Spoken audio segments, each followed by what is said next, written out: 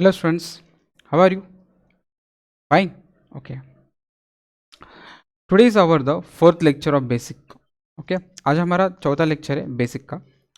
Last lecture I had taught you accounting concepts. Actually, accounting means accounting principles are divided into two parts. First is the accounting concept. Second is accounting convention. Accounting concept जो था उसके अंदर मैंने आपको 8 points पढ़ाए थे. Okay. Let's we recall the first 8 points. First, separate business entity concept. Separate business entity concept में आपको क्या पढ़ाया था मैंने?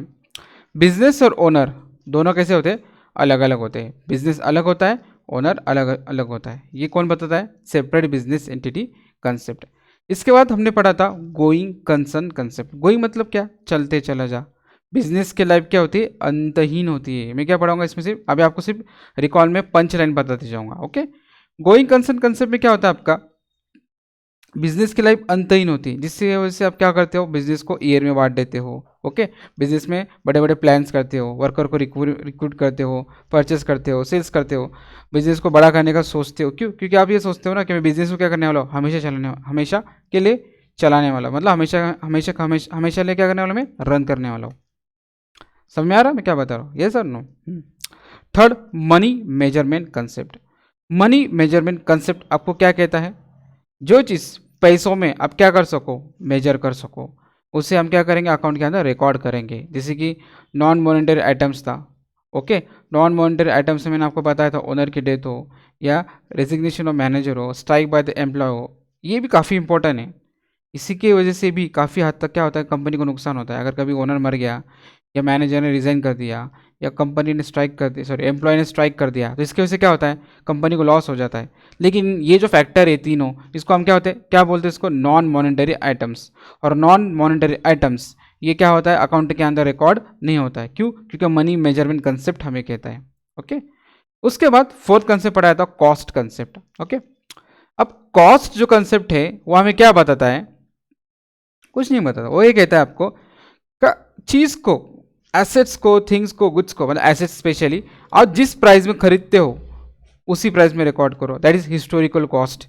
एक्वायर कॉस्ट कहा था ना आपको, 10 लाख की चीज़ें आपको 8 लाख में मिली, तो मार्केट में भला 10 लाख की हो, तो आपको क्या करना है? 80 लाख के ऊपर वो बुक के अंदर रिकॉर्ड करना है. समझ में आ रहा है? इसके भी मैंने काफ़ी अलग अलग एग्जाम्पल्स भी दिए थे. उसके बाद आता है हमारा डुअल एस्पेक्ट कंसेप्ट. अब डुअल एस्पेक्ट कंसेप्ट हमें क्या कहता है? सुनो. डुअल एस्पेक्ट कंसेप्ट, इसके बारे में डेबिट का क्रेडिट, हर डेबिट का क्रेडिट, हर क्रेडिट का डेबिट. मैंने कहा था ना, अगर बिजनेस में अगर आप क्या करते हो? कैश, सपोज मशीन खरीदते हो एसेट 50,000 की, तो 50,000 की मशीन आपके पास आती है तो डेबिट करो. ओके. 50,000 कैश जाते भी है तो क्या करो? क्रेडिट करो. मतलब बिजनेस में एक डेबिट होता है तो एक क्या होता है? क्रेडिट होता है. इसके बारे में मैंने आपको पढ़ाया था. ओके. अब दूसरा accounting period concept. Accounting periodic concept के अंदर मैंने क्या पढ़ाया था? बिजनेस तो आपका क्या होता है? हमेशा के लिए चलता है. जैसे मैंने आपको एग्जांपल दिया था, फर्स्ट स्टैंडर्ड से 10th स्टैंडर्ड तक आप हर साल एग्जाम्स देते हो, क्योंकि स्कूल की ईयर तो 10 साल होते हैं ना, फर्स्ट टू 10. तो फर्स्ट टू 10 होते तो आप ऐसा थोड़ी था स्कूल फर्स्ट आप फर्स्ट स्टैंडर्ड में आए और आपके एग्जाम्स कब हुए? आखिरी में 10th स्टैंडर्ड में, क्योंकि स्कूल खत्म होने वाले, आप कॉलेज में जाओगे. नहीं ना, ऐसा तो नहीं होता है. हर साल एग्जाम्स होती है ना. फर्स्ट ईयर में एग्जाम हुई, फर्स्ट स्टैंडर्ड में हुई, आप पास हो फिर सेकंड में जाते हो, सेकंड स्टैंडर्ड में एग्जाम होते पास होके थर्ड में जाते हो. उसी तरह से अकाउंटिंग के भी, मैं बिजनेस मैन हूँ, अगर मेरी कंपनी स्टार्ट हुई तो मैं ये तो नहीं करूँगा बिजनेस बंद होने के बाद चेक करूँगा कि मेरे बिजनेस में कितना प्रॉफिट हुआ है या लॉस हुआ है. नहीं, मैं क्या करूँगा? उसको हर साल बिजनेस को क्या करूँगा? चेक करूँगा. अरे ये साल मैंने कितना प्रॉफिट किया है, कितना लॉस किया है, कितना मुझे नुकसान हुआ है, कितना फ़ायदा हुआ है. तो इसके लिए मैं क्या करूँगा? ईयर को बांट दिया. तो हमारा अकाउंटिंग ईयर क्या होता है? 1 अप्रैल से 31 मार्च तक. जैसे स्कूल होता है ना, 15 जून से 14 अप्रैल से एग्ज़ाम्स खत्म होती है, तो आपका 15 जून से स्कूल चालू होता है, तो 14 अप्रैल तक आपका ये स्कूल होता है. 2 महीना छुट्टी, फिर न्यू ईयर स्टार्ट हो जाता है. उसी तरह से हमारा अकाउंटिंग का अंदर मतलब हमारे जो कंपनी है उसको अगर आपको देखना है कि हमारी कंपनी फ़ायदा हो रहा है नुकसान हो रहा, तो हम क्या करते हैं, कंपनी को ईयर में बांट देते हैं। वो आपका ईयर क्या होता है, फाइनेंशियल ईयर, वो होता है आपका 1 अप्रैल से 31 मार्च तक। उसके बाद मैंने आपको कहा था एक्रूअल कंसेप्ट। अभी एक्रूअल कंसेप्ट है, इसके बारे में मैंने आपको क्या कहा था, इनकम अर्न हुआ है, आपने सेल कर दिया, इनकम अर्न हुआ है, चाहे पैसे मिलो या ना मिलो, तो आपको रिकॉर्ड करना है। कहा था ना, इनकम अर्न हुआ मतलब इनकम अर्न कब होता है, जब आप किसी को माल सेल करते हो क्रेडिट के ऊपर। उधारी के ऊपर सेल किया, पैसे तो तुरंत नहीं मिलेगा, वह आज ना कल फ्यूचर में मिल जाएगा। तो ये कह रहा हूँ, अगर इनकम अर्न हुआ है, चाहे वो कैश में हो चाहे क्रेडिट में हो, बुक में रिकॉर्ड करो। एक्सपेंसेस अगर कंज्यूम किए, कहा था ना, कोई एग्जांपल दिया था, इलेक्ट्रिसिटी का एग्जांपल दिया था, फिर आपने सैलरी का मैंने एग्जांपल दिया था। अगर आपने किसी से कुछ काम करवा लिया है, काम हो चुका है, या कोई चीज़ कंज्यूम कर ली, वापर ली, और उसका तो आप पैसा देना पड़ेगा, मतलब आपका खर्चा हो रहा है, देना पड़ेगा। दे दिया तो भी रिकॉर्ड करो, देना है अभी तक नहीं दिया फिर भी रिकॉर्ड करो। ये आपको कौन कहता है, एक्रूअल कंसेप्ट कहता है। कौन कहता है, एक्रूअल कंसेप्ट। इसके बाद रियलाइजेशन कंसेप्ट। और रियलाइजेशन कंसेप्ट के बारे में मैंने आपको कहा था, मेयर इंक्वायरी नहीं चलेगा, लीगल एग्रीमेंट चलेगा। मतलब क्या, रियलाइजेशन कंसेप्ट क्या होता है, जब अकाउंट पक्का हो जाए, जब आपकी ट्रांजेक्शन पक्की हो जाए तभी अकाउंट के अंदर दिखाओ। जब ट्रांजेक्शन पक्का हो जाए तभी क्या करो, अकाउंट को तब ट्रांजेक्शन को अकाउंटिंग में दिखाओ, मतलब ट्रांजेक्शन की एंट्री करो। अकाउंट पक्का हो जाए मतलब क्या, लीगल एग्रीमेंट होना चाहिए, चाहे वो कैश में हो या फिर हो। लीगल एग्रीमेंट मतलब क्या, सपोज कोई बंदा मेरे पास आया, मैंने उसको गुड बेच दिया, बदले में मैंने क्या किया, उसको एक बिल बना दिया, तो आपका लीगल एग्रीमेंट हो गया। ओके, तो उसको आप क्या करो, बुक में रिकॉर्ड कर लो। ये कौन कहता है आपको, रियलाइजेशन कंसेप्ट। कोई बंदा आपके पास आता है, पूछ के चला जाता है, 2 दिन बाद पक्का 100% आऊँगा और आपके शॉप से चीज़ लेके जाऊँगा, ये गुड्स लेके जाऊँगा, इसको बोलते हैं मेयर इंक्वायरी। ये आप बुक के अंदर रिकॉर्ड नहीं करोगे, तो ये आपको कौन कहता है, रियलाइजेशन कंसेप्ट। चाहे वो कितने पक्का दोस्त हो आपका, जब तक कि मेयर इंक्वायरी है तब तक आप रिकॉर्ड मत करो। और इंक्वायरी का जब लीगल हो जाती है, लीगल एग्रीमेंट मतलब एक तो माल परचेस कर लेगा या कुछ लिख के देगा, हाँ भाई मैं आने वाला हूँ लेने के लिए, तो आप रिकॉर्ड कर सकते हो का बुक के अंदर। जनरल एंट्री उसे हम कहते हैं।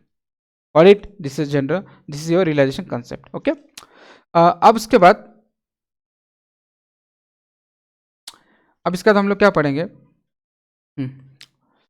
Accounting convention. सर ये अकाउंटिंग कन्वेंशन क्या है, अकाउंटिंग प्रिंसिपल का फर्स्ट पार्ट था आपका अकाउंटिंग कंसेप्ट, अब सेकंड पार्ट है accounting convention. Okay, let's start. बहुत इजी है अकाउंटिंग कन्वेंशन, स्टार्ट करते हैं हम लोग ऐसे। फर्स्ट है कंजर्वेटिज्म कंसेप्ट। कौन सा कंसेप्ट है, कंजर्वेटिज्म। सर कंजर्वेटिज्म कंसेप्ट मतलब क्या, लॉस को, पंच लाइन देखो, शो करो अगर वो पॉसिबल है, मगर प्रॉफिट यानी इनकम को तभी शो करो जब वो पक्की हो जाए। सर नहीं समझा, समझाता हूँ ना, लॉस या खर्चा क्या करो, शो करो जब क्या हो जाए वो पॉसिबल है, मतलब लग रहा है आपको आप होने वाला लॉस, तो बुक में रिकॉर्ड कर लो।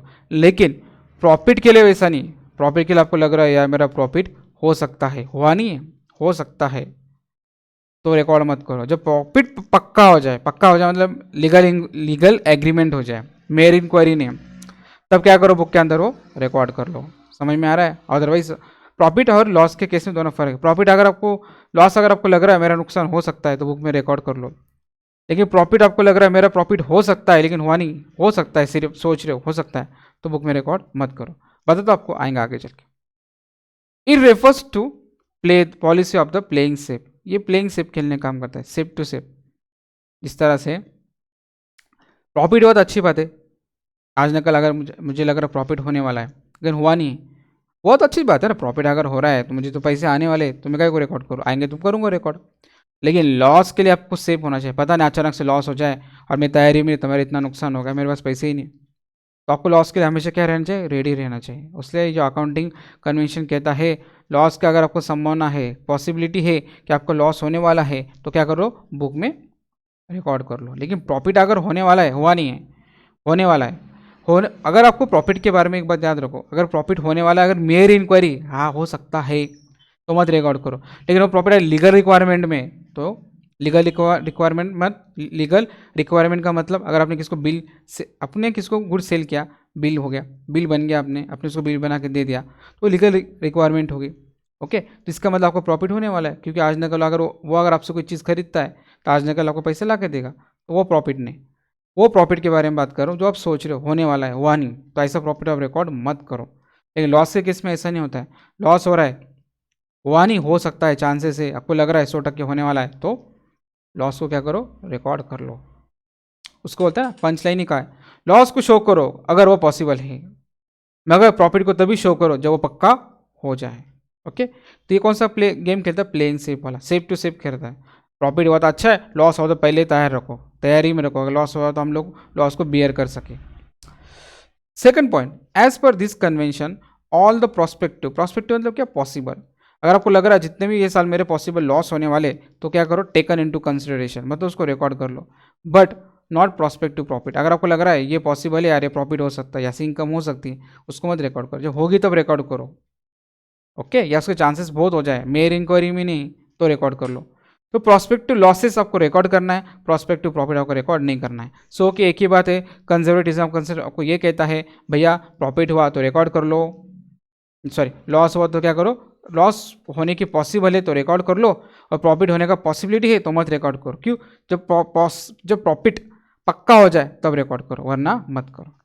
Means one should show the all possible losses, जितने लॉसेस, कौन से लॉसेस पॉसिबल तो रिकॉर्ड कर लो, या नॉन लॉसेस, या हमें पता है हमें लॉस होने वाला है तो रिकॉर्ड करो, but gain should be sorry gain should be shown they have actually realise. अब ये अलग बात है, रियलाइज मतलब क्या, वही बात है जब आपको गेन हो चुका है, लग रहा है हमारा गुड्स सेल हो चुका है, रियलाइज हो चुका है, तो क्या कर लो, रिकॉर्ड कर लो, वरना मत करो। Profit should not be recorded until the realise, वही बात हुई ना, जब तक कि आपको रियलाइज नहीं हो रहा है। रियलाइज कब होगा, जब वो बंदा आपके पास आएगा, लीगल रिक्वायरमेंट करेगा, लीगल प्रोसेस करेगा, तब क्या होगा, वो प्रॉफिट रियलाइज होगा। अगर रियलाइज हो रहा है तो आप रिकॉर्ड करो। रियलाइज मतलब क्या, पक्का हो जाना, भाई लग रहा है अभी आप हो सकता है, क्योंकि हम उसने हमारे से माल लेके गए तो आपको प्रॉफिट आज निकल होने वाला है, तो आप उसको क्या करो, बुक में रिकॉर्ड करो। लेकिन लॉस में ऐसा नहीं है, लॉस में आपको लग रहा है हो सकता है लॉस, तो क्या करो, बुक में रिकॉर्ड करो, होने वाला नहीं, होने के चांसेस है, होगा तो आप रिकॉर्ड करोगे, लेकिन होने वाला है तो भी रिकॉर्ड करो लॉस में। लेकिन प्रॉफिट में ऐसा नहीं, जब प्रॉफिट आपको लग रहा है हो चुका तो रिकॉर्ड कर लोगे प्रॉफिट, लेकिन होने वाला है तो मत रिकॉर्ड करो। Okay, all losses even those which may have remote possibility are provided in the books of account. मतलब क्या, ऑल लॉसेस, जितने भी लॉसेस है, even those may have remote possibility, वही बात होती, अगर लॉसेस की पॉसिबिलिटी है तो बुक में रिकॉर्ड कर लो, बात खत्म। मैं आपको एग्जांपल देता हूँ जल्दी जल्दी समझ में आएगा। ओके, ध्यान से सुनो, एक ही एग्जांपल देता हूँ। Provision for payment likely to be made on losing the court case compensation. अब ध्यान दो मैं क्या बता रहा हूँ, इसका मतलब प्रोविजन फॉर पेमेंट, आपकी कंपनी, मेरी कंपनी का नाम है पटेल इंडस्ट्रीज, जिसके अंदर 10 ऐसे एम्प्लॉयज़ हैं। कितने, 10 एम्प्लॉयज़, 10 एम्प्लॉयज़ है मेरी कंपनी में। कितने एम्प्लॉयज़ है, 10। ओके, ये 10 एम्प्लॉयज़ ने मेरे अगेंस्ट कोर्ट में केस फाइल किया। ओके, और ये 10 एम्प्लॉयज़ का कहना है कि ये जो पटेल इंडस्ट्री में जो पटेल सर है ना, वो हमारा पेमेंट ही बढ़ाते नहीं है। क्या करते नहीं है, पेमेंट बढ़ाते ही नहीं। तो उन्होंने क्या कर दिया, केस कर दिया, काम करवा लेते हैं और पेमेंट नहीं बढ़ाते, ऐसा मेरे को कह रहे हो। तो कोर्ट में जो केस चल रही ना, तो मैं पटेल सर हूँ, पटेल इंडस्ट्री का मालिक हूँ। मुझे लग रहा है कि भाई अभी हमें क्या होगा, केस हारना पड़ेगा, क्योंकि ऐसे लग रहा है मुझे, चांसेस है केस हार सकते हैं, क्योंकि हमारा बाजू थोड़ी कमज़ोर पड़ रही है। तो मैं क्या सोचूंगा, अभी 10 एम्प्लॉयज़ है, अब कोर्ट ने मुझे ऑर्डर दे दिया कि इनको पेमेंट बढ़ा के दे दो, तो अब क्या होगा, जब से इन्होंने केस डाला है, इन्होंने केस डाला 4 महीने से, तो मैं सोचूंगा यार अभी कोर्ट मुझे क्या करेगी, ये 4 महीने पहले से, आज चौथा महीना चल रहा है, ये जिस दिन से केस डाली वहाँ से लेकर आज तक या इसके आगे भी, अब मुझे इनको क्या करना पड़ेगा, जो पेमेंट है ना उससे ज़्यादा पेमेंट देना पड़ेगा, तो मेरा लॉस ही होगा ना, मेरा खर्चा हो गया, लग रहा है ये, देखा ना, प्रोविजन मतलब होना।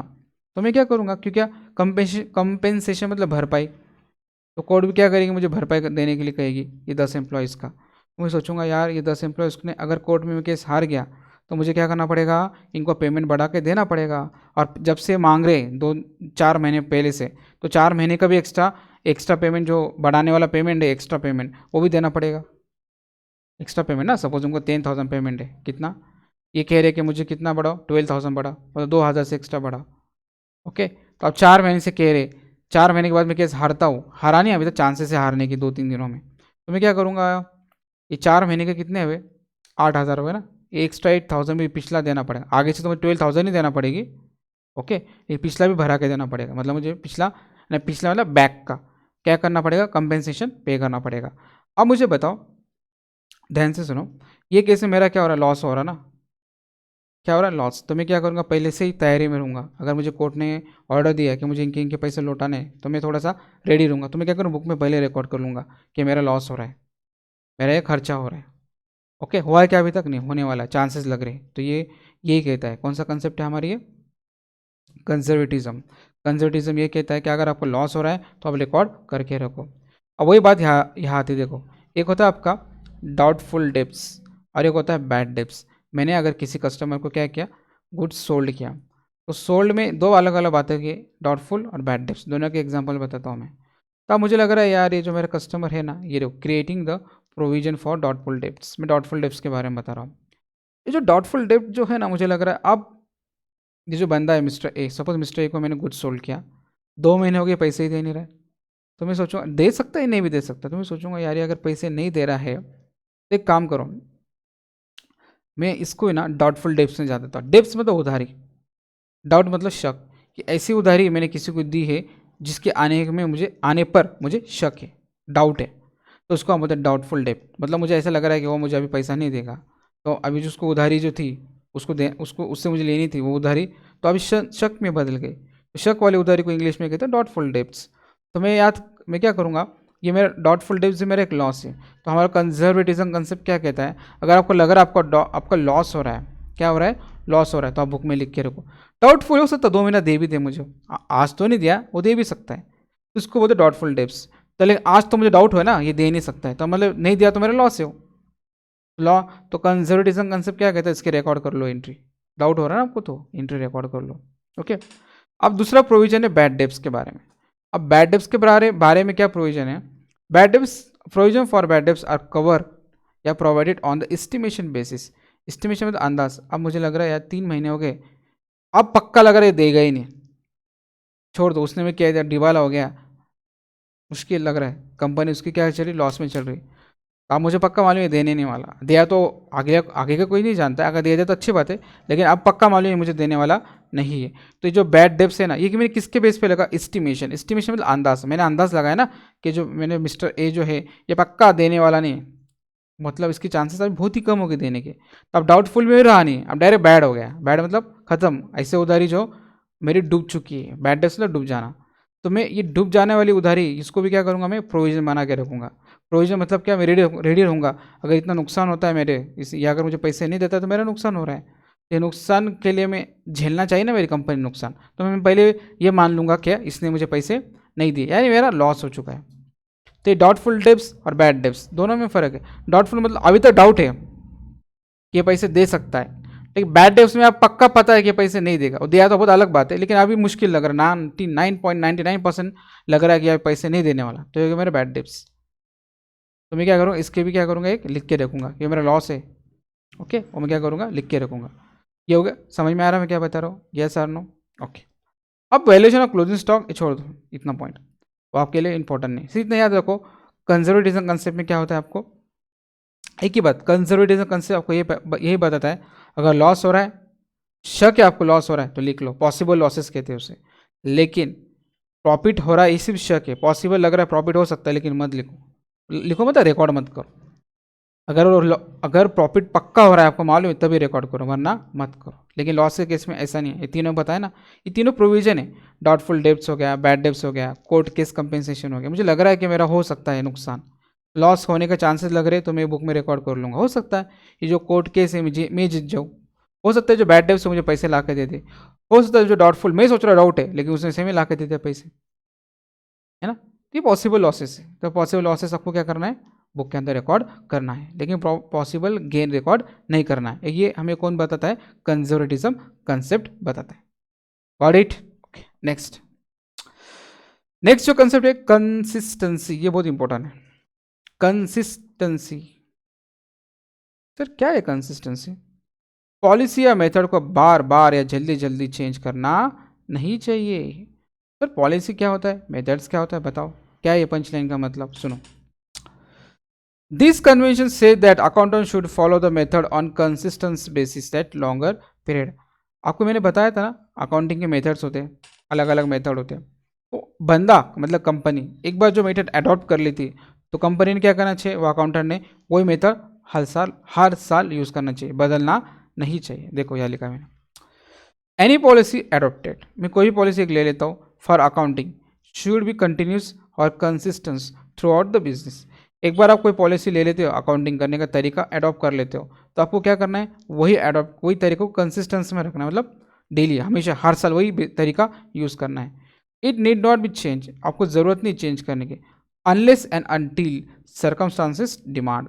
अगर कोई सर्कमस्टांसेस मतलब सिचुएशन, जब तक कि अनलेस एंड अनटिल, जब तक कि अगर ऐसा कुछ सिचुएशन नहीं लग रहा है कि हमें चेंज करना चाहिए, एकदम बहुत मजबूरी है, आप चेंज करने के अलावा ये मेथड जो अकाउंटिंग, जो मेथड में यूज़ कर रहा हूँ अकाउंटिंग करने की, वो मेथड अभी एकदम जूनी हो चुकी है, मुझे बदलना है, कुछ ऐसा प्रॉब्लम है, जो ऐसा सिचुएशन है जो बदलना ज़रूरी है, तो वो केस में बदल सकते हो, अदरवाइज नहीं। एग्जाम्पल देता हूँ मैंने आपको कहा था एसेट्स होता है, company adopt the SLM method और WDV मेथड। ये सर क्या है SLM WDV, या आपके लिए नवा है? मैंने आपको कहा था ना, कोई भी एसेट्स आप परचेस करते हो, जैसे कि मैंने मोबाइल परचेस किया, तो मोबाइल जब परचेस करूँगा आज, तो एक साल बाद मोबाइल की प्राइस वही रहेगी क्या? 10,000 का मोबाइल मैंने परचेस किया, एक साल बाद मुझे कितने में बेचना पड़ेगा? 8 में या 9 में? 9 में अगर बेचा तो 1,000 का मेरा नुकसान है, मतलब मेरा क्या हुआ, 1,000 कम हो गया। उसको हम बोलते हैं डेप्रिसिएशन। क्या बोलते हैं इसको हम? डेप्रिसिएशन। डेप्रिसिएशन मतलब क्या? अकाउंट्स की वैल्यू कम करना, सॉरी एसेट्स की वैल्यू कम करना। तो ये डेप्रिसिएशन जो आता है, अभी सपोज मेरा पेन है, मेरे कंपनी में मशीन है, उसकी प्राइस है 5 करोड़। कितना प्राइस है? 5 करोड़। तो एक साल बाद तो वो जो मशीन है उसकी प्राइस क्या होगी? कम हो जाएगी। कितनी कम होगी ये फाइंड आउट करना पड़ेगा। तो उसके लिए एक चैप्टर होता है, वो चैप्टर का नाम है डेप्रिसिएशन। और डेप्रिसिएशन फाइंड आउट करने के बहुत सारे तरीके हैं, एक उसमें से एक कौन सा है? SLM मेथड, एक होता है WDV मेथड। सर ये SLM मेथड क्या होता है, ये WDV मेथड क्या होता है? कुछ नहीं होता है बच्चों। SLM और WDV मेथड के जरिए आप क्या करते हो, एसेट का डेप्रिसिएशन निकालते हो। अब मेरी कंपनी के अंदर मेरे एक एसेट है, उसकी प्राइस कितनी? 5 करोड़ है। मैंने कहा एक साल बाद आप इसकी प्राइस कितनी कर दो? 4 करोड़ कर दो। मतलब क्या करो, 1 करोड़ कम करो। कैसे 1 करोड़ कम किया? आपके दिल से? नहीं, डेप्रिसिएशन चैप्टर हमें बताता है कि एसेट्स की वैल्यू कम कैसी करें। तो डेप्रिसिएशन चैप्टर बताने के लिए उसके अंदर बहुत सारे मेथड्स होते हैं, SLM मेथड, WDV मेथड। ये मेथड के जरिए हम एसेट का क्या करते हैं, हम एसेट को डेप्रिसिएशन लगाते हैं, मतलब चार्ज करते हैं। ओके, बात समझ में आ रही? ओके, अब बात क्या आती है, मैंने अगर कभी एसेट्स का डेप्रिसिएशन निकालने के लिए SLM मेथड यूज़ की ये साल, तो अगले साल में WDV मेथड नहीं यूज़ कर सकता, नेक्स्ट ईयर में WDV मेथड नहीं यूज़ कर सकता। अगर SLM करते हो तो SLM यूज़ करो। हाँ, उन्होंने कहा देख, unless and until circumstances demand, अगर ऐसा कोई डिमांड आया, ऐसा कुछ प्रॉब्लम आया, तो मेथड आप चेंज कर सकते हो, अदरवाइज बिल्कुल नहीं चेंज कर सकते। ये रूल है, इसको कंसिस्टेंसी कंसेप्ट समझ में आ रहा है? कंपनी अडॉप्ट द SLM और WDV method for charging depreciation on the fix asset from beginning till end of estimated life of asset. क्या कहता, डेप्रिसिएशन जो होता है हम लोग क्या कहते हैं, चार्ज करते हैं किसके ऊपर? फिक्स्ड एसेट के ऊपर। फ्रॉम बिगिनिंग, कब से? जब से एसेट लिया तब से, टिल एंड, एंड मतलब जब तक एसेट पूरी तरह से खत्म नहीं हो जाता। खत्म मतलब उसकी वैल्यू रद्दी के बराबर नहीं हो जाती, तब तक हम उसको क्या करते हैं, डेप्रिसिएशन लगाते ही रहते हैं। तो डेप्रिसिएशन चार्ज करने के हमारे कई सारे मेथड्स हैं। एक बार आप जो मेथड अडॉप्ट कर लेते हो उसको आप चेंज मत करो। Okay, enterprises should be change it's accounting policy in following circumstances. मैंने यहाँ कहा था ना, कुछ ऐसी सिचुएशन है वो आने के, अगर आती है आपके बिजनेस में, तो आप क्या कर सकते हो, मेथड को चेंज कर सकते हो। तो कौन सी मेथड है, क्या सिचुएशन है? First, to bring the books of accounts in accordance with issue accounting standard. अगर हमारा बुक्स के अंदर कुछ चेंजेस आ जाता है अकाउंटिंग स्टैंडर्ड का, या कोई भी प्रॉब्लम आ जाता है, तो प्रॉब्लम की वजह से हम लोग क्या कर सकते हो, मेथड को चेंज कर सकते हो। दूसरा, to compile with the provision of law. अगर लॉ कहता है आपको चेंज करने के लिए, तब आप मेथड चेंज कर सकते हो। और तीसरा, when the under any change circumstances it is feel that new method will reflect more true and fair picture. अगर आपको लग रहा है यार जो मैं SLM मेथड यूज़ कर रहा हूँ, इससे मुझे प्रॉपर डेप्रिसिएशन कितना एसेट के ऊपर ये नहीं समझ में आ रहा है, तो आपको proper true and fair picture कितना है एसेट्स का ये समझ में नहीं आ रहा है, तो आप क्या करोगे, एसेट को SLM के अलावा WDV मेथड भी यूज़ कर सकते हो। तो कुछ ऐसे कंडीशन है, वो हुआ तो उसमें से 3 कंडीशन। फर्स्ट अकाउंटिंग स्टैंडर्ड, दूसरा अकाउंटिंग स्टैंडर्ड क्या है आपको मालूम नहीं है अभी तक, वो आएगा तब बताऊंगा। दूसरा कंपनी यहाँ जो है ना प्रोविजन ऑफ लॉ का अगर कुछ इंटरफेयर हुआ उसकी वजह से। एंड थर्ड क्या है, अगर आपको लग रहा है एसएलएम मेथड से मुझे प्रॉपर कितना मेरा एसेट्स के ऊपर डिफ्रेसिएशन हो रहा है, इसका ट्रू एंड फेयर पिक्चर नहीं मिल रहा, डब्ल्यूडीबी से मिल सकता है, तो आप उस कंडीशन में भी चेंज कर सकते हो। अदरवाइज आपको क्या रखना है, कंसिस्टेंसी बेसिस पे रखना है, इस पे कंसिस्टेंसी कंसेप्ट, मतलब ये कंसेप्ट आपको फॉलो करना है। Got it? ओके। नेक्स्ट अब ध्यान दो, अगर इट इज़ ऑब्लिगेटरी मतलब ज़रूरी to notify such change in financial statement, अगर आप कोई चेंज करते हो आपके अकाउंटिंग के अंदर तो आपको एक ज़रूरी हो जाता है क्या, of that year along with reason, तो आपको रीज़न देना पड़ता है, जस्टिफाई करना पड़ता है। आपने अगर कोई मेथड चेंज की, क्या क्या आपने मेथड चेंज की, अगर मेथड चेंज करते हो तो आपको रीज़न भी देना पड़ता है, किसको, लॉ को कहना पड़ता है कि हमने क्यों मेथड चेंज की। समझ में आ रहा है? यस और नो? इसको हम क्या बोलते हैं, पहले तो मैंने आपको पढ़ा था कंजर्वेटिज्म कंसेप्ट, जो सेकंड जो है आपका कौन सा कंसेप्ट है, कंसिस्टेंसी कंसेप्ट है। ओके, अब थर्ड देखो, आपका थर्ड वन यहाँ तक क्लियर हो गया?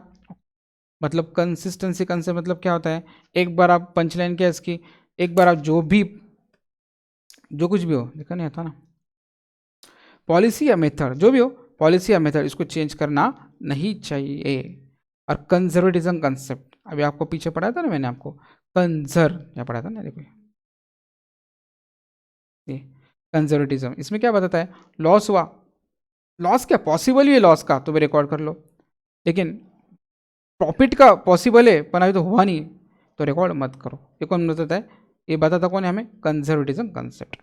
सेकंड मैंने क्या पढ़ा आपको, सेकंड पढ़ा है ना अभी 2 मिनट पहले, ये कंसिस्टेंसी कंसेप्ट।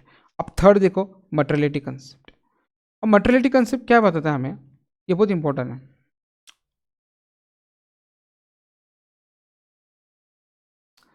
इंपॉर्टेंट चीज़ों को अलग से दिखाओ, छोटी छोटे आइटम्स को इग्नोर कर दो या मर्ज कर दो, ये बहुत इंपॉर्टेंट है। इंपॉर्टेंट चीज़ों को अलग से दिखाओ और छोटी छोटी आइटम्स को इग्नोर कर दो या मर्ज कर दो। सर इसका क्या मतलब, इंपॉर्टेंट चीज़ों को अलग से दिखाओ। अब देखो,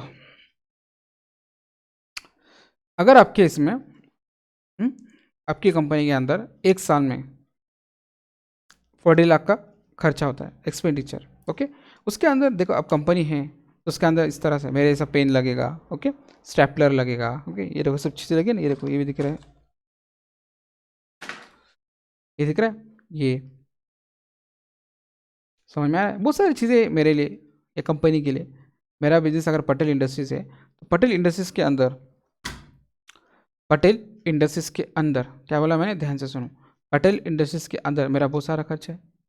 ये खर्चे में मेरा छोटा मोटा खर्चा भी होगा ना, स्टेशनरी का खर्चा, प्रिंटिंग का खर्चा, या फिर वो स्टेपलर का खर्चा, वो प्रिंट के पेजेस का खर्चा, पेन, स्टेशनरी, जो भी हो वो छोटे मोटे खर्चे, ओके। इसके वजह से ये खर्चे कितने होते साल भर में, बहुत करके 1000 1500 या 2000 तक होते, उसके ऊपर नहीं जाते। और मेरी जो कंपनी है उसका मेरा टर्नओवर है 1 करोड़ 2 करोड़ इतना और मेरा खर्चा भी काफ़ी ज़्यादा 50 लाख 60 लाख। तो मैं क्या करूँगा, मेरे P&L अकाउंट में या बैलेंस शीट जो भी हो, अगर खर्चे की बात करें तो मैं बैलेंस शीट की बात, प्रॉफिट एंड लॉस अकाउंट की बात करता हूँ। तो आप क्या करोगे, जो खर्चे जितने बड़े बड़े हो रहे, तो बड़े बड़े खर्चे को आप क्या करोगे, बुक में दिखा दोगे, लेकिन छोटे छोटे खर्चे नहीं दिखा सकते ना। 10 रुपये का पेन खरीद के लाया, हाँ, 100 रुपीज़ की मैंने स्टेशनरी परचेस की, ये सब बातें आप उसमें नहीं दिखा सकते। तो आपको क्या करना पड़ेगा, एक तो उसको इग्नोर कर दो, अलग से कुछ भी बना दो छोटे मोटे इसमें, और बात खत्म कर दो। या फिर आपको प्रॉफिट एंड लॉस अकाउंट में ही दिखाना है तो ये सब चीज़ों को एक साथ मर्ज कर दो, स्टेशनरी का खर्चा, बाद में प्रिंटिंग का खर्चा, स्टेपलर का खर्चा, जो छोटे मोटे खर्चे हो जिसकी वैल्यू ज़्यादा नहीं हो, इसके अलावा बहुत सारे खर्चे रहते कंपनी में, तो सब खर्चों को क्या कर दो, मर्ज कर दो। मर्ज मतलब क्या, एक कर दो, मैंने कहा ना, इंपॉर्टेंट चीज़ों को अलग से दिखाओ, छोटी छोटी आइटम्स, पेन, पट्टी, पेंसिल, स्टेशनरी, कैल्सी, पेन, जो भी हो, स्टेपलर, इसके अलावा बहुत सारा प्रिंटर का खर्चा होता है, कंप्यूटर का छोटा मोटा खर्चा होता है। ये जो भी छोटे छोटे जो आइटम्स है, छोटी छोटी आइटम्स को इग्नोर करो। इग्नोर कर दो मतलब क्या, इसको यहाँ मत लिखो, अलग से किधर लिख के बात खत्म होती है। या फिर अगर आपको लिखना है प्रॉफिट एंड लॉस अकाउंट में तो उसका क्या बनाओ, एक मिसलिनियस एक्सपेंसेस बनाओ, जो क्या लिखा है मैंने, ठीक है, मिसलिनियस एक्सपेंसेस। मिसलिनियस मतलब क्या, अलग अलग खर्चे, और सारे खर्चों को एक साथ दिखा दो। सपोज मेरे छोटे मोटे खर्चे कितने हुए साल, 2500 के, ठीक है, 2500 के, तो 2500 क्या करूँगा मैं, मिसलिनियस एक्सपेंसेस बोल के वो खर्चा मैं P&L मतलब प्रॉफिट एंड लॉस अकाउंट में दिखा सकता।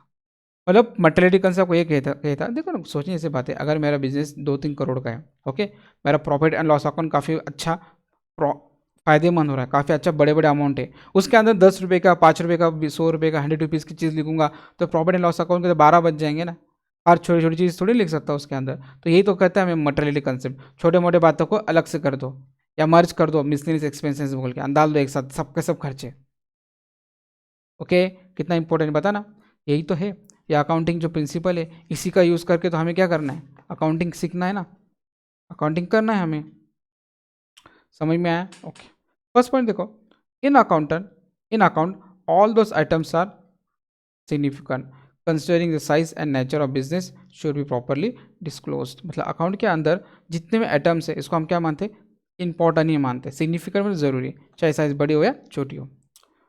दूसरा देखो, वाइल इन सिग्निफिकेंट आइटम मतलब important items may be merge with other items on their disclosure is ignore. अब मतलब क्या, जितने मैंने वही कहा, अभी मैं जितना बताया था ना वो अब मैं आपको पढ़ के बता रहा हूँ। क्या होता है सिग्निफिकेंट मतलब बड़े बड़े आइटम्स। अभी मेरी कंपनी में अगर कभी मेरा EMI का खर्चा है, इलेक्ट्रिसिटी का खर्चा है, बहुत सारे ऐसे खर्चे जिसके लाखों में, तो मैं क्या करूँगा, वो खर्चों के अंदर एक मिसलेनियस एक्सपेंसेस बोल के सारे छोटे छोटे खर्चे उसमें ऐड कर दूंगा। नहीं कर सकते तो उसको इग्नोर कर दो, अलग से किधर लिख के पे कर दो, बात खत्म। 1000-2000 की कोई बड़ी बात नहीं है बड़े बड़े बिजनेसों में। समझ में आया इतना? ओके, अब थर्ड पॉइंट देखो क्या है, only those items should be recorded and disclosed in a financial statement which have the value and weightage on determination of financial position। अब मुझे बताओ फाइनेंशियल पोजीशन मतलब क्या, balance sheet, financial condition, financial condition मतलब वही जो भी हो। अब फाइनेंशियल स्टेटमेंट दो पार्ट में डिवाइड है, एक होता है आपका profit and loss account, okay, और एक होता है आपका बैलेंस शीट। अब क्या होता है, छोटे मोटे खर्चे, जैसे सपोज मैंने कैल्सी ले लिया 500 रुपीज़ का, ओके, तो मैं कैल्सी को क्या मानूंगा, एसेट मानूंगा, उसको बेच के तो ना कुछ पैसे मिलने वाले हैं मुझे। वो एसेट है भी नहीं, वो छोटी चीज़ है, 100-200 रुपये की, 200-300 रुपीज़ की, ओके, ये प्रिंटिंग है या फिर मेरा स्टेशनरी खर्चा है, ये छोटी छोटी चीज़ें होते हैं, उसको हम एसेट मान भी नहीं सकते। और इसकी वजह से मेरे फाइनेंशियल कंडीशन कुछ फ़र्क पड़ेगा। मैंने दो कैल्सी ले लिया, 200 या 300 के, तो 600 रुपीज़ में कैल्सी जो है मेरा एसेट मान लो, तो मैं बैलेंस शीट में लिखूंगा क्यों, नहीं, क्यों, कैल्सी से छोटी चीज़, उसका शायद आप 1 साल बाद बेचोगे तो उसके 10 रुपये भी नहीं मिलेंगे आपको। तो मेरा ये बोलने का मकसद है, हम बैलेंस शीट में और प्रॉफिट एंड लॉस अकाउंट में सिर्फ बड़े बड़े खर्चे दिखाते, बहुत छोटे छोटे खर्चे हुए तो हम लोग क्या करते हैं, उसको प्रॉफिट एंड लॉस अकाउंट में बिजनेस एक्सपेंसेस बोल के छोड़ देते हैं। और बैलेंस शीट के अंदर अगर कोई एसेट है, अभी सुबह कैल्सी को मैं क्या करूँ, खर्चा मान के P&L में दिखा दूंगा, क्योंकि वो एसेट तो है, लेकिन इतनी काम के एसेट थोड़ी ना, उधर ना बेच के कल का अगर मुझे कंपनी बेचनी है तो उसके कुछ प्राइस आएंगे क्या, कैल्सी स्टेपलर के, पेन के, पट्टी के, स्केल्स के, बिल्कुल नहीं आएंगे। समझ में आ रहा मैं क्या बता रहा हूँ, यस और नो? ओके, तो सो के एक ही बात आपको याद रखना है, मटेरियली कंसेप्ट मतलब क्या, इंपॉर्टेंट चीज़ें मतलब क्या, बड़े बड़े खर्चे, उसको एक साथ P&L के अंदर दिखाओ। आपको पता है प्रॉफिट एंड लॉस अकाउंट के डेबिट साइड में सारे खर्चे आते, ओके, तो ये सब खर्चे बड़े बड़े खर्चे लिखो। अब बहुत छोटे छोटे खर्चे रहे तो उसको अलग से दिखाओ, P&L अकाउंट में मत डालो। लेकिन आपको P&L अकाउंट में खर्चे डालना ही है तो एक मिसलेनियस एक्सपेंसेस बनाओ, वो भी खर्चा है ना। मिसलेनियस एक्सपेंसेस मतलब क्या, अलग अलग खर्चे, स्टेशनरी का खर्चा, लाइट का खर्चा, सॉरी चाय पानी का खर्चा, स्टेशनरी हो गए, स्टेपलर का खर्चा, बना अगर प्रिंटर के पेजों का खर्चा, ये सारे खर्चों को एक मिला दो, उसका मतलब मिसलेनियस एक्सपेंसेस, तो उसकी वैल्यू थोड़ी ज़्यादा हो जाएगी, 2000-3000 हो जाएगी। फिर वो क्या करो, प्रॉफिट एंड लॉस अकाउंट में मेंशन कर सकते हो। समझ में आया? ओके, या वही लिखा देखो, only those items should be recorded and disclose in financial statement which have value. अब स्केल हो गया, ओके, स्टेपलर हो गया, कैल्सी हो गया, हाँ, प्रिंटिंग के पेज हो गए, जो भी छोटी मोटी, बहुत सारे छोटे मोटे चीज़ें होती है कंपनी में, उसकी कोई वैल्यू नहीं है, उसकी वो डाल सकते हो बैलेंस शीट में, बोल सकते हो कि मेरा इतना का एसेट है या इतने का खर्चा हुआ है, काफ़ी छोटी चीज़ें होते हैं, ओके, उसलिए उसको हम इग्नोर करते थे, उसको अलग से दिखा के बात खत्म कर देते। ओके, आगे देखो, अनइम्पोर्टेंट आइटम्स। अब देखो, unimportant items are either left out और merge with the other items और shown in as a footnote. मतलब वही बता रहे, जो इंपॉर्टेंट आइटम नहीं है, इमटेरियल है, उसको क्या करो, एक तो छोड़ दो, आइदर मतलब एक तो छोड़ दो, अगर नहीं छोड़ना है तो उसको क्या करो, मर्ज कर दो और नीचे फुट नोट लिख दो। मिसलेनियस एक्सपेंसेस अगर मैं लिखता हूँ 2000 के खर्चे, 2000, तो नीचे क्या करो, प्रॉफिट एंड लॉस अकाउंट के नीचे फुट नोट मतलब नोटिस, नोट ऐसा लिख दो कि क्या लिखो, मिसलेनियस एक्सपेंसेस के अंदर मैंने ये आइटम को मिक्स कर दिया है और वो आइटम को मैंने एक साथ प्रॉफिट एंड लॉस अकाउंट में लिख दिया है। ये एक बात होगी। अगर आपको लिखना ही नहीं, कुछ करना जान दो, हमें कुछ करना नहीं है, तो छोड़ दो। 500 हज़ार की क्या बात है, छोड़ दो उसको, अलग से किधर बुक में लिख के पेमेंट लेके या देके बात खत्म कर दो। लेकिन आपको ऐसा नहीं करना है, आपको खर्चे दिखाना ही है, तो एक मिसलेनियस एक्सपेंसेस का अकाउंट बना के उसमें लिख लो और एक फुट नोट दे दो कि मैंने मिसलेनियस एक्सपेंसेस में क्या क्या ऐड किया है। बहुत ईजी है यार, एकदम ईजी, समझ में आ रहा है। शायद अब 11 के बच्चे आपको कुछ बात नहीं भी समझ में आ रही होगी, जितना समझ में आए उतना समझो, अन्याय तो आगे आने वाला मैं पढ़ाऊंगा। अब सिर्फ मटेरियलिटी कंसेप्ट के बारे में एक ही बात याद रखना कि बड़े बड़े इंपॉर्टेंट चीज़ें हम लोग को एक साथ दिखा देते और जो बहुत ही छोटे 100 200 100 200 के अंदर, तो उसको क्या करो, इग्नोर कर दो। हाँ, एक बात अलग है, अगर आपकी कंपनी छोटी है, बहुत 2 4 5 लाख का आपका टर्नओवर है, तो फिर वो जो अनइम्पोर्टेंट आइटम जो मानते हो ऑटोमेटिकली इंपॉर्टेंट हो जाएगा आपके लिए। लेकिन जनरली केस में ऐसा होता ही नहीं है। 2 3 10 20 रुपए की स्केल आती है, उसको कोई वैल्यू ही नहीं होती, उसलिए वो सब चीज़ें क्या करते हैं, मिसलेनियस में डाल देते हैं। वो जो खर्चे होते हैं वो हम उसको मिसलेनियस एक्सपेंसेस में डाल के बात खत्म। समझ में आया? अब वही बात मैं थोड़े आगे अच्छे से बताता हूँ, ध्यान से सुनो। The term materiality is subjectivity term, it is on judgement on common sense and discrimination of accounter. अब ये जो मटेरियलिटी कंसेप्ट है ना, ये क्या होता है, एक हिसाब से डिस्क्रिशंस मतलब एक ओपिनियन, एक अपना खुद का दिमाग लगाना होता है। किसको? अकाउंटेंट को। मैं अकाउंटेंट हूँ कंपनी का, तो मुझे सोचना पड़ेगा ना, ध्यान दो इधर, विच आइटम इज मटेरियल और विच आइटम इज नॉट मटेरियल। तो मुझे देखना पड़ेगा कौन सा आइटम बहुत इंपॉर्टेंट है और कौन सा आइटम इंपॉर्टेंट नहीं है। अब सपोज छोटे मोटी चीज़ें, उसमें से कोई चीज़ बहुत ज़्यादा बल्क में आप खरीदते हो, तो आप क्या करोगे, उसको बड़ा खर्चा दिखा दोगे। समझ में आ रहा है? तो यह अकाउंटेंट को एस्टिमेशन करना होता है, ये लिखा ना, कॉमन सेंस यूज़ करना होता है कि कौन से आइटम बहुत बड़े और इंपॉर्टेंट है और कौन से आइटम को वैल्यू नहीं देना है। मतलब मटेरियल मतलब इंपॉर्टेंट और इमटेरियल मतलब अनइम्पॉर्टेंट। समझ में आ रहा है? येस और नो? Got it? ओके। अब एग्जांपल देखो, मैंने स्टेशनरी परचेस किया organisation do not useful in accounting year, purchase still shown as expenses of the year because materiality concept. ध्यान दो, इसका मतलब क्या, मैंने क्या किया, कुछ स्टेशनरी परचेस किया पूरे साल भर में। ओके ओके, वो परचेस किया है, ओके, ये तो आपको मानना पड़ेगा। तो परचेस करने की वजह से अब तो मैं ये तो मानूंगा मेरा खर्चा हो गया, लेकिन ये खर्चा इतना बड़ा नहीं है ना मेरा। मैंने पूरे साल भर में 500 के ऊपर कोई भी कोई भी स्टेशनरी परचेस नहीं की। ओके, तो हम क्या करेंगे, मटेरियलिटी कंसेप्ट के हिसाब से इसको मिसलेनियस एक्सपेंसेस में डाल देंगे और बात खत्म कर देंगे। अब उसी तरह से बुक्स, पता है ना, कैलकुलेटर, ये आपके एसेट्स हो गए, क्योंकि कैलकुलेटर बुक्स ये तो आप सालों साल यूज़ करने वाले होते हैं। बुक्स मतलब जब तक आप बुक खत्म नहीं तब तक तो यूज़ करोगे।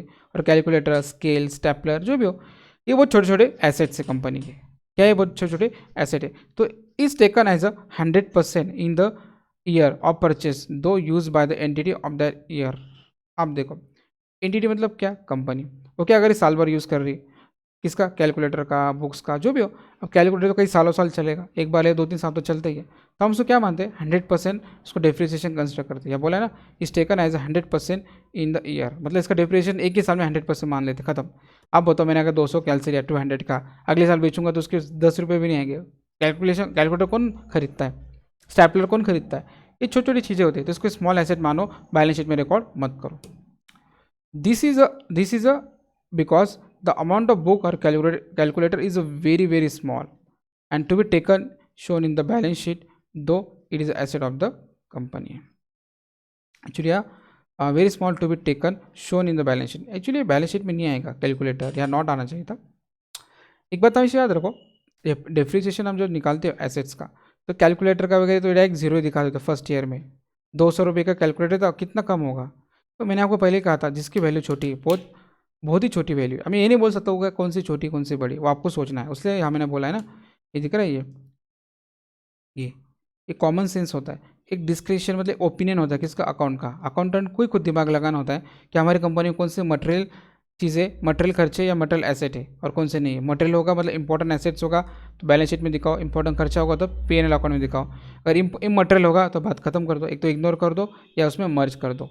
ये आपको कौन कहता है? मटेरियलिटी कंसेप्ट कहता है। तो वही उसका पंच लाइन क्या है? बड़े बड़े खर्चे को क्या, बड़े बड़े खर्चे को एक साथ दिखाओ और छोटे छोटे खर्चे को अलग से दिखाओ, या उसको मर्ज कर दो। मर्ज मतलब क्या, एक साथ मिला दो। Got it. लास्ट कंसेप्ट है आपका fourth is a disclosure concept. अब ये बहुत इंपॉर्टेंट है, ध्यान से सुनो। डिस्क्लोजर कंसेप्ट सभी इंपॉर्टेंट पॉलिसी मेथड के बारे में ईमानदारी से बताना चाहिए। क्या कहता, सभी इंपॉर्टेंट पॉलिसीज मेथड के बारे में ईमानदारी से बताना चाहिए। मतलब ध्यान से सुनो, अब मैं आपको पिछला थोड़ा लिंक करवाऊंगा। The account must be disclose, accountant must be disclose all the material information. जो अकाउंटेंट होता है ना, उसको ज़रूरी है कि वो हर इंफॉर्मेशन को क्या करते, डिस्क्लोज। डिस्क्लोज मतलब खोल दे, ज़रूरी बातें अपने ओनर को बताए।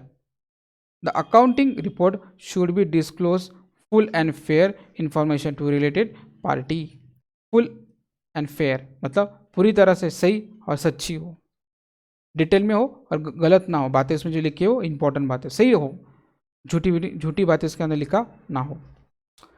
Financial position and performance should be disclose very honestly to all the users. Users तो आपको पता है, ज़रूरी है ना। अगर बैंक को अगर आप ढंग से नहीं बताओगे तो बैंक को आप तो चूना लगा दोगे ना।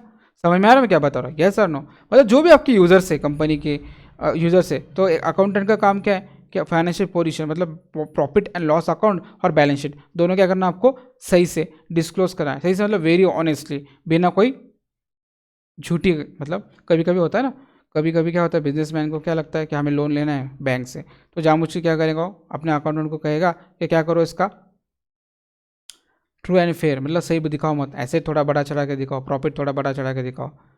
समझ में आ रहा है, काहे के लिए, अगर एसेट ज़्यादा है तो आपका फाइनेंशियल पोजीशन अच्छी हो, प्रॉफिट ज़्यादा है तो आपका फाइनेंशियल परफॉर्मेंस भी अच्छा है, तो इससे बैंक क्या करेगा, आपको लोन देगी। अगर बाद में मालूम पड़ा बैंक को ये तो हफ्ते ई एम आई पे नहीं कर रहा है क्योंकि इसमें बैलेंस शीट था और पेनल अकाउंट था, झूठा बता के पैसे ले लिया बैंक से, बैंक तो बेचारी फंस जाएगी। उसलिए लॉ ने कहा है कि आपको जो भी इंफॉर्मेशन से फाइनेंशियल स्टेटमेंट के बारे में आपको डिस्क्लोज करना है, कैसा, वो भी ऑनेस्टली, लोगों को फंसाना नहीं है। ओके, थर्ड देखो, the financial position means balance sheet of the business and financial performance means the result on the term of profit and loss. वही बात में घड़ी घड़ी आती है, financial position, financial performance, income and expense in the profit and loss account. Clear हो गया, मतलब सो के एक ही बात है। इवन हाल ही का देखो, सभी इंपॉर्टेंट पॉलिसीज मेथड के बारे में ईमानदारी से बताना चाहिए। मतलब जो भी अकाउंटिंग कंसेप्ट कन्वेंशन यूज़ कर रहे हो, उसका यूज़ करके आप अकाउंटिंग कर रहे हो, तो आपका काम है अकाउंटेंट का कि वो क्या कर रहे हो, उसके यूजर्स को, जो कंपनी के जो यूजर्स है, ओके, उनको ढंग से क्या करना चाहिए, इसके बारे में बताना चाहिए। नीचे देखो, according to this all important accounting policies method should be disclose in final account so that all the users able to get true and fair मतलब clear picture, view मतलब picture of operation of the organization। मतलब ये disclosure concept के according आप जो भी policies method जो use कर रहे हो फाइनल अकाउंट बनाने के लिए, आपको ढंग से देना चाहिए, मतलब ढंग से बताना चाहिए और ढंग से यूज़ भी करना चाहिए। मतलब जब अकाउंटेंट जो अकाउंटिंग करता है तो उसे प्रॉपरली अकाउंटिंग करना चाहिए, और अकाउंटिंग करने के बाद सही ढंग से, सच्चाई से, ऑनेस्टली से इसको यूजर्स को इसके बारे में इंफॉर्मेशन देना चाहिए। इसके बारे में मतलब क्या, प्रॉफिट एंड लॉस अकाउंट के बारे में और बैलेंस शीट के बारे में, ऑल द इन्फॉर्मेशन आप जो इन्फॉर्मेशन दे रहे हो यूजर्स को डिस्क्लोज करना, मतलब देना, बताना, should be relevant, reliable and comparable. Reliable मतलब भरोसेमंद, रिलेवेंट मतलब सही ढंग से, ट्रूथ हो, भरोसेमंद हो, और कंपेरेबल मतलब कंपेरेटिव एंड अंडरस्टूड एंड समझना चाहिए by all the concern authorities. Concern authorities मतलब मैं मैनेजर हूँ, ओनर हूँ, इन सब चीज़ों को, इनको मैनेजर ओनर इनको तो पता नहीं है अकाउंटिंग कैसे होता है, ये कौन करता है, अकाउंटेंट करता है। तो अकाउंटेंट ने क्या करना चाहिए, ये सब चीज़ों को परफेक्टली बनाना चाहिए, ऐसे बनाना चाहिए क्या, सारे लोगों को, मतलब अकाउंटिंग की यूजर्स को ये बातें समझ में आना चाहिए। तो अकाउंटिंग स्टेटमेंट जो है वो कैसा होना चाहिए, रिलेवेंट होना चाहिए, रिलायबल होना चाहिए, कंपेरेबल होना चाहिए। ये कौन कहता है, हमें डिस्क्लोजर कंसेप्ट कहता है। तो बहुत सारे बातें, ये जो अकाउंटिंग प्रिंसिपल है इसने रूल्स लगा दिए अकाउंटेंट के ऊपर कि आपको अकाउंटिंग करते वक्त इस तरीके से आपको क्या करना है, अकाउंटिंग करना है। अगर आप इस तरीके से नहीं करते हो तो आप फंस जाओगे, आपका फाइनेंशियल स्टेटमेंट सही नहीं होगा, आपको प्रॉफिट लॉस समझ में नहीं आएगा, आपकी नौकरी चली जाएगी। Okay, got it. तो अकाउंटिंग कन्वेंशन 4 तरीके के थे जो मैंने आपको पढ़ा दिया, समझ में आ रहा है। मैं फिर से एक बार रिकॉल करा देता हूँ। पहला आपका जो पहला कंसेप्ट था फर्स्ट कंसेप्ट आपका क्या था, कंजर्वेटिज्म कंसेप्ट। पहला क्या था, कंजर्वेटिज्म। कंजर्वेटिज्म के बारे में क्या था, लॉस हो रहा है, अगर आपको लग रहा है लॉस की पॉसिबिलिटी है तो लॉस बता दो। अगर इनकम की पॉसिबिलिटी है, मतलब इनकम हुई नहीं तो मत दिखाओ। सर नहीं समझ में आ रहा है, कॉमन है ना, लॉस होने वाला है, हुआ नहीं, लग रहा है आपको लॉस हो सकता है तो बुक में दिखा दो। अगर लॉस हुआ है तो दिखाना है, दिखाना है, लेकिन लॉस की पॉसिबिलिटी भी हुई ना तो भी दिखाना है। लेकिन प्रॉफिट में ऐसा नहीं है। ओके, प्रॉफिट में अगर इनकम हो रहा है, हो चुका है तो दिखा दो, लेकिन इनकम होने के चांसेस है तो मत दिखाओ। जब इनकम होगा तभी दिखाओ। इनकम होगा मतलब कोई अगर मेयर इंक्वायरी आ रही तो उसका ओके इनकम होगा क्या, नहीं। ये होगा आपका कंजर्वेटिज्म कंसेप्ट। आगे देखो, कंसिस्टेंसी। कंसिस्टेंसी मतलब क्या, आपको जो अकाउंटिंग करने के जो मेथड्स है ओके वो चेंज नहीं करना चाहिए। ओके, एक जैसे रखना चाहिए। अगर चेंज करना है तो आपको स्पेशल परमिशन लेना पड़ेगी और चेंज करने की रीज़न देना पड़ेगा अथॉरिटी को। ओके, इसको तो कंसिस्टेंसी कंसेप्ट। अब आता है मटेरियलिटी कंसेप्ट। अब मटेरियलिटी कंसेप्ट में मैंने कहा था ना आपको, सारे के सारे खर्चे, सारे के सारे बड़े बड़े खर्चे एक तरफ दिखाओ और बहुत छोटे छोटे खर्चे, ऐसी खर्चे जो करने से बिजनेस को कोई फर्क ही नहीं पड़ता है, उसको मर्ज कर दो। ये तो मर्ज कर दो या अलग से किधर लिख के खत्म कर दो। ये कौन कहता है, मटेरियलिटी कंसेप्ट। उसके बाद लास्ट आता है आपका डिस्क्लोजर। आप जो भी accounting policy, method, principle, concept use करके फाइनेंशियल स्टेटमेंट बना रहे हो तो ये सही ढंग से बनाओ, ऑनेस्टली बनाओ और बना के अपने यूजर्स को दिखाओ। इसमें कोई गलती मत करो, इसमें कोई मैनिपुलेट मत करो, इसमें कोई फ्रॉड मत करो। ओके, ये कौन कहता है, लॉ। किसे कहते हैं, अकाउंटेंट को। समझ में आ रहा है मैं क्या बता रहा हूँ, यस। तो आपके आज अकाउंटिंग प्रिंसिपल कंप्लीट हो चुका है। अकाउंटिंग प्रिंसिपल के अंदर आपको अकाउंटिंग कंसेप्ट भी पढ़ा है और अकाउंटिंग कन्वेंशन भी पढ़ा है। ओके, कल से मैं आपको चालू करूँगा अकाउंटिंग टर्मिनोलॉजीज। जब अकाउंटिंग टर्मिनोलॉजी खत्म होगा तो आपका बेसिक चैप्टर एंड हो जाएगा। फिर हम लोग उसका जनरल एंट्री, लेजर, पोस्टिंग, आगे बहुत सारे चैप्टर आते रहेंगे, एक एक करते रहेंगे। या तो आपको समझ में आया, यस और नो। Okay, bye. हम लोग नेक्स्ट लेक्चर में मिलते हैं।